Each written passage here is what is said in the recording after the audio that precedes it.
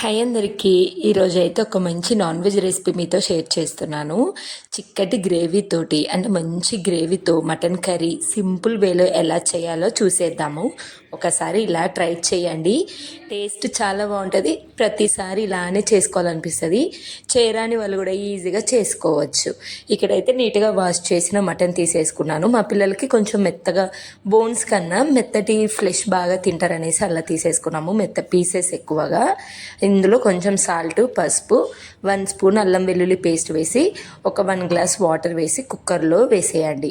డైరెక్ట్గా కూడా చేసుకోవచ్చు పిల్లలకి, కాకపోతే వాళ్ళు సాఫ్ట్గా ఉంటేనే తింటారు మా పిల్లలైతే. అందుకని 2 విజిల్స్ పెట్టేశాను. ఓన్లీ 2 విజిల్సే సరిపోతుంది. సో నెక్స్ట్ ప్యాన్లో కొంచెం ఆయిల్ వేసుకొని ఆవాలు, జీలకర్ర, స్పైసీయస్. నేను మసాలా పౌడర్ కన్నా ఇలా రా స్పైసెస్ వాడతాను.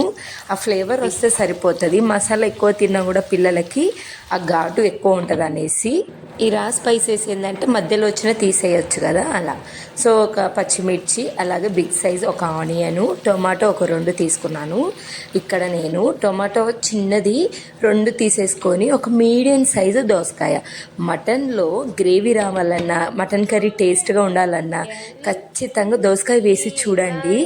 చాలా బాగుంటుంది. అసలు ఎంత మంచి గ్రేవీ వస్తుంది అంటే మనకు ఆనియన్, టొమాటో మగ్గిన తర్వాతకి ఇలా పెద్దగా కట్ చేసిన దోసకాయ ముక్కలు కూడా వేసాను. ఆ సీడ్స్ మా పిల్లలు తినరు, అందుకే నేను సీడ్ తీసి వేస్తాను.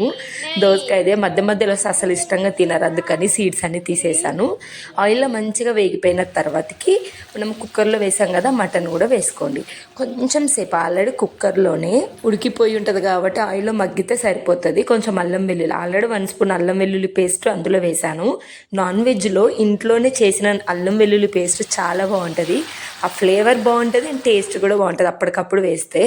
నెక్స్ట్ కొంచెం కారం, ఎంత స్పైసీ తింటారో అంత కారము. నెక్స్ట్ వచ్చేసి సాల్ట్, పసుపు, ధనియా పౌడర్, అంత ఇంకేం వేయనండి నేను.